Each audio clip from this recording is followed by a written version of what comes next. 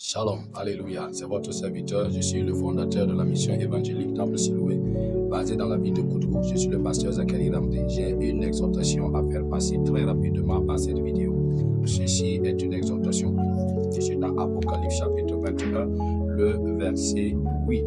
La Bible déclare, mais pour les lâches, non ont été cités, vers la fin il dit, leur part sera dans l'état ardent de feu et de soufre. Ce qui est la seconde mort.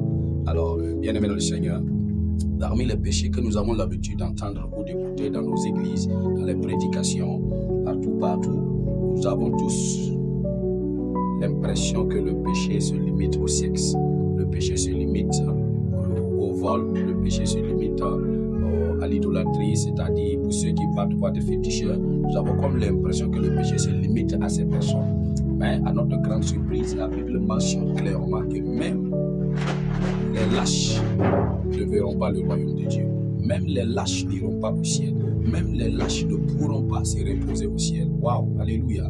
Voici un homme qui n'est pas dans l'adultère, un homme qui se réserve de ne pas voler, un homme qui s'accepte bien s'habiller, qui n'exhibe pas son corps. Voici un homme qui respecte les gens. Voici un homme qui vraiment incarne la sainteté physiquement, oui, dans nos églises, mais qui est un lâche, c'est-à-dire qui a peur de se lancer dans la destinée que Dieu lui a donnée, qui se réserve d'affronter sa propre vie, sa propre destinée, et qui préfère prendre la fuite. Un lâche, c'est celui qui refuse ses responsabilités. Un lâche, c'est celui qui fuit ses responsabilités par peur de représailles, par peur de préjugement, par peur de beaucoup de choses. Un lâche, c'est celui qui refuse tout simplement la voie que Dieu a tracée pour lui, parce qu'il a peur peut-être de perdre quelque chose dans sa vie, parce qu'il ne veut pas perdre ci et cela.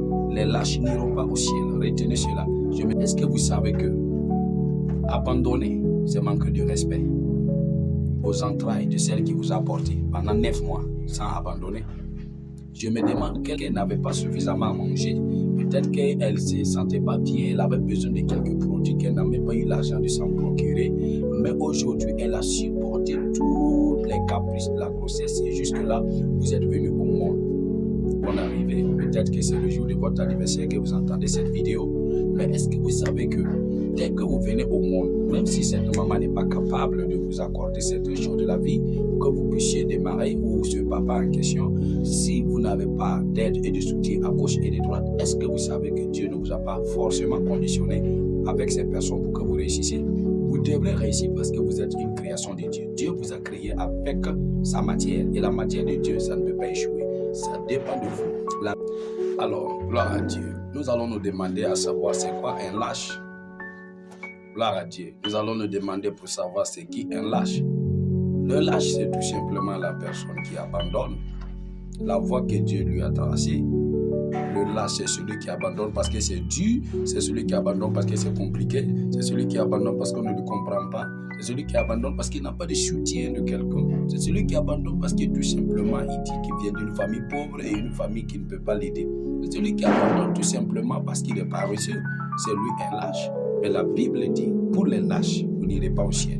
Même si vous n'avez pas commis l'adultère, même si vous n'avez pas volé, même si vous n'avez pas fait la sorcellerie, même si vous n'êtes pas allé chez des féticheurs pour consulter, même si vous avez gardé la foi non, avec la Bible et aller à l'église et puis adorer le Seigneur, s'il vous arrive d'abandonner la foi que Dieu a tracée pour vous parce que vous avez des ornements, si vous abandonnez, vous êtes un lâche.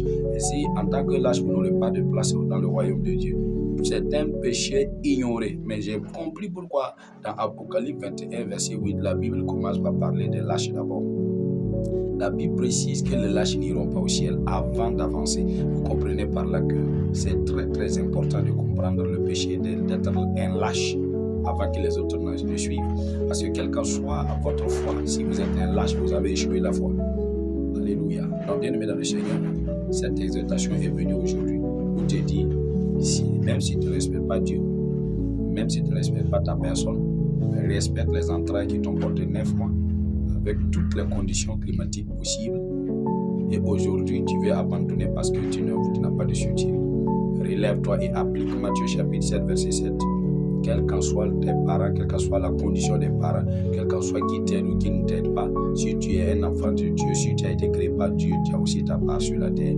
La Bible déclare tout simplement dans Matthieu 7, verset 7, il dit, demandez, l'on vous donnera. cherchez et vous trouverez.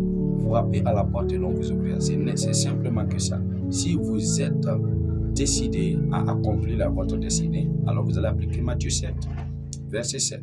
Commencez à demander à Dieu, puis ensuite le Seigneur va vous conduire vers des personnes, et le Seigneur va vous conduire à faire certaines choses, et ensuite cherchez et tapez à la porte. Un jour, ça va donner.